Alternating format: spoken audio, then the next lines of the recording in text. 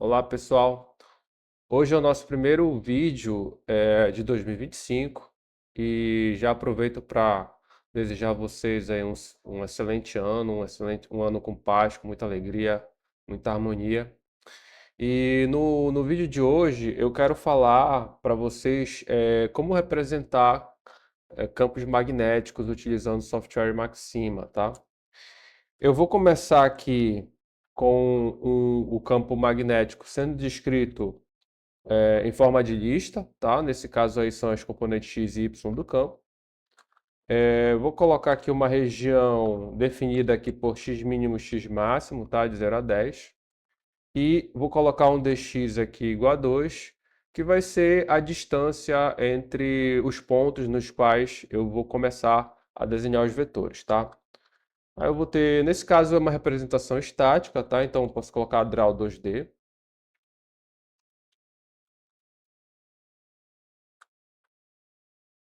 Vou colocar proportional axis para que essa representação seja dada com os eixos de forma proporcional, tá?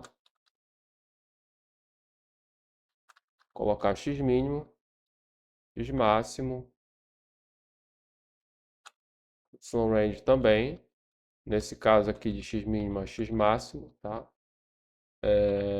Para a gente ter uma representação quadrada da região, tá? Head length, eu vou colocar aqui x máximo dividido por 50. Assim, o tamanho das setas do vetor vai se ajustar automaticamente ao intervalo que eu estou tomando, tá? Vou fazer make list. Aí, nesse caso, a gente tem que fazer make list duas vezes, tá? Uma lista de pontos relativos a componente x e uma lista referente a componente y, tá? Para a gente ter, então, esses vetores colocados aí de forma bidimensional. Então, a expressão principal aqui é xy, tá? Vector xy, que são os pontos nos quais vão começar os vetores, e o vetor é b, tá? Então, colocando o campo magnético dessa forma, eu posso colocar o vetor dessa forma aqui, tá? X vai de x mínimo a x máximo, com intervalo de dx, e y vai de x mínimo a x máximo, com intervalo de dx também. Pronto. Acredito que eu tenha digitado tudo corretinho, vamos compilar. E o resultado é esse, tá? Nesse caso aí, como eu coloquei um vetor na vertical, né? Tem componente y, vai aparecer um vetor na vertical, tá? Se eu adicionar a componente x aqui, aí os meus vetores vão aparecer de forma inclinada, tá? Se eu remover a componente y, aí esses vetores vão aparecer de forma horizontal. A gente viu que a gente pode fazer a mesma coisa para o campo elétrico, tá? Então a gente viu lá que a gente pode fazer uma representação de campo elétrico. Uma representação mais interessante para campos magnéticos é uma representação tridimensional, e é possível fazer isso no Maxima. Eu acho que eu não vou conseguir mostrar hoje para vocês, mas vou tentar mostrar no próximo vídeo, tá? Aqui eu quero mostrar, além dessa representação de campo magnético uniforme, eu queria mostrar também o campo magnético gerado por um fio reto, né, com uma corrente uniforme, um fio infinito, tá? Nesse caso aí, o campo magnético ele é dado por ele pode ser dado por uma expressão simples, tá? Essa expressão depende da corrente, tá? Que eu vou colocar aqui como 1, tá certo? Essa representação do campo magnético é importante saber que ela varia, né? Então, o campo magnético varia de ponto a ponto, nesse caso. E a componente x do campo magnético é dado por isso aqui, tá? I menos i vezes y dividido por x ao quadrado mais y ao quadrado, tá? E aí, essa representação é uma representação que a gente calcula, tá? Essas componentes do campo magnético a gente consegue calcular. Na verdade, é mais fácil calcular o módulo, né? E depois ver que o campo magnético, ele tá o sentido dele é o θ-chapéu, que é aquele versor em coordenadas polares, tá? Mas aqui a gente tem que colocar em componentes. Eu também estou omitindo aqui o valor referente à constante magnética. Se eu colocasse esse valor aqui, seria algo em torno de. Eu devia colocar aqui 2 vezes 10 elevado a menos 7, mas eu não estou colocando porque senão a representação não aparece no gráfico, tá? Então, nesse caso, aí, na verdade, o nosso campo magnético ele não estaria em unidade do SI, estaria numa uma unidade estranha, tá? Mas se a gente não fizer isso, a gente teria que usar uma corrente absurda para que o campo magnético fosse mostrado, né? Ou teria que, na prática, multiplicar por algum fator para aparecer, né? Ou seja, na prática, a gente teria que apresentar o campo numa unidade diferente, tá? A componente y vai ser I vezes x dividido por x ao quadrado mais y ao quadrado, tá? Pronto. E aí, nesse caso, eu vou colocar x mínimo de menos 3, x máximo aqui, vou colocar 3. Na hora de escolher o dx, a gente tem que tomar cuidado agora, porque caso a gente escolha um valor em que a gente obtenha resultados para o campo magnético que esteja na origem, a gente vai ter problema para calcular, tá? Então, eu vou colocar aqui, por exemplo, 0,4. E aí, só para mostrar para vocês, se eu calcular aqui, por exemplo, B00, né, aí o software, ó, ele dá um problema, né? Por quê? Porque a gente tem zero no denominador, tá? Então, eu tenho que tomar cuidado na hora de escolher o dx para evitar isso, tá? Então, feito isso daqui, a gente pode já gerar esse campo magnético para ver como fica, tá?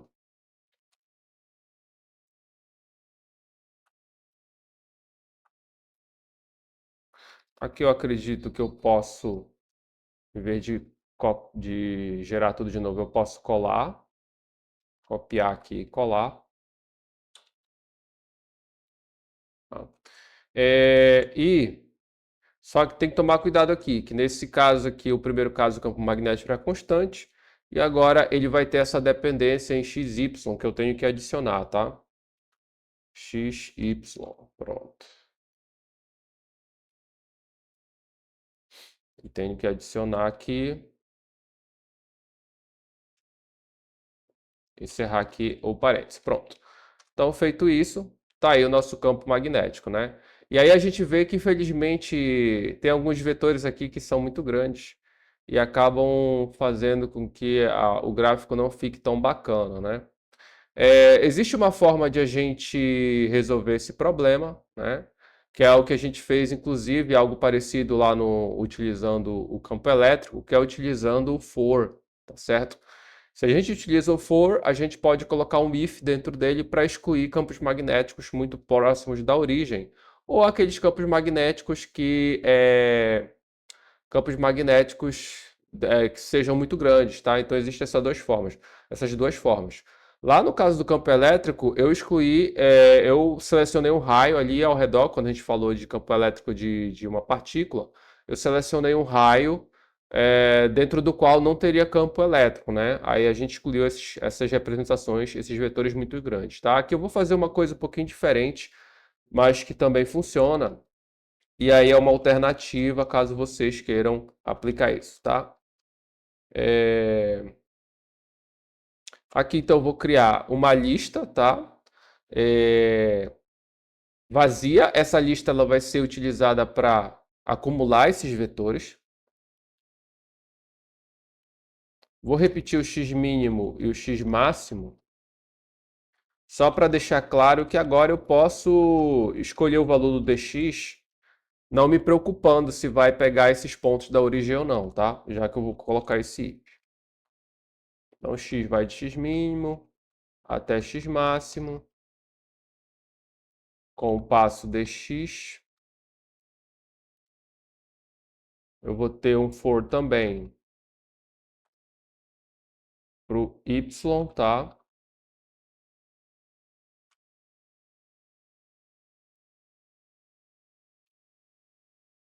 E aí eu vou fazer o if, tá? If sqrt, tá? Aí eu vou dizer o seguinte, olha, se o módulo do vetor for menor do que 1, coloca ele na lista, né? Se for maior, a gente não adiciona esse vetor à lista.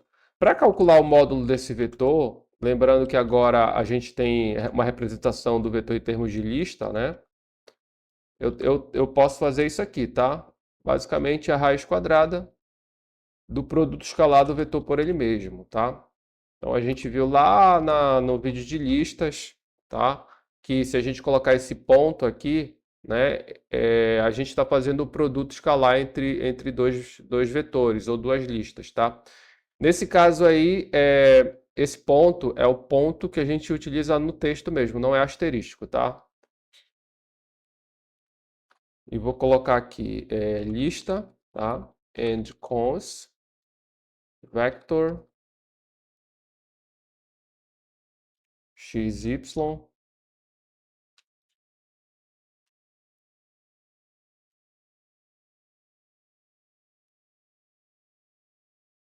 Pronto, tá? Então, nesse caso, o vetor, opa, faltou um T aqui. Esse vetor vai ser adicionado à lista somente se o módulo dele for menor que 1, tá? Então, feito isso, vou rodar aqui, deu tudo certinho. Eu posso copiar, então, esse trecho daqui para cá, tá? Daqui para baixo.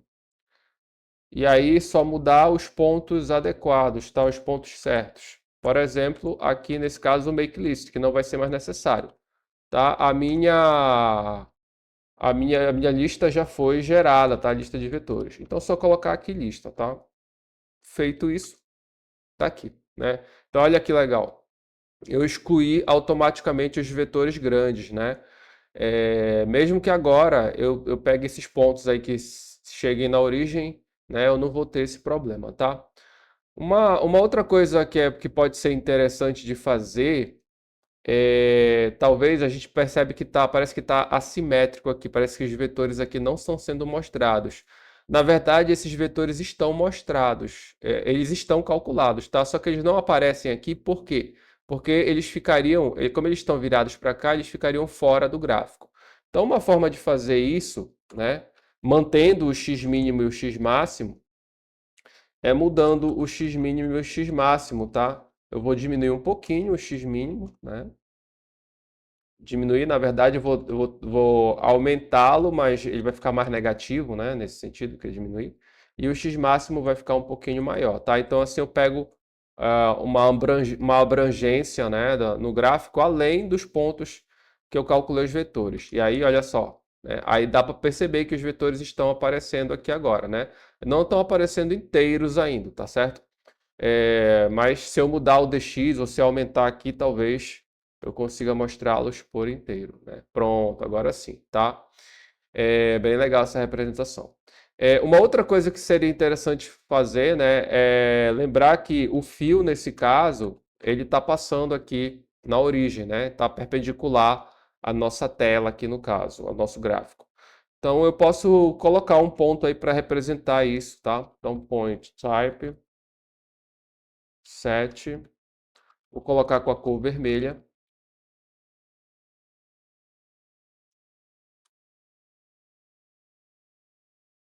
E na origem está esse ponto. Pronto, tá? Então tá aí a representação, né? E aí só para ver a diferença, se eu voltar aqui para cima, né? Eu percebo que os vetores mostrados, apresentados aqui, vou colocar 0.3 para ficar igual, tá? A representação. Ó, fica uma bagunça, né? Porque os vetores aí são muito grandes. Mas se eu utilizar o for, né, em combinação com o if, eu posso resolver esse problema de forma relativamente simples. Então, a mesma representação agora com esse detalhe, tá? Então é isso, gente. Isso que eu queria mostrar hoje para vocês. Espero que vocês tenham gostado. Se gostaram, né, por favor, se inscrevam no canal, né, pressionem o like, que eu fico muito agradecido. Então, até o próximo.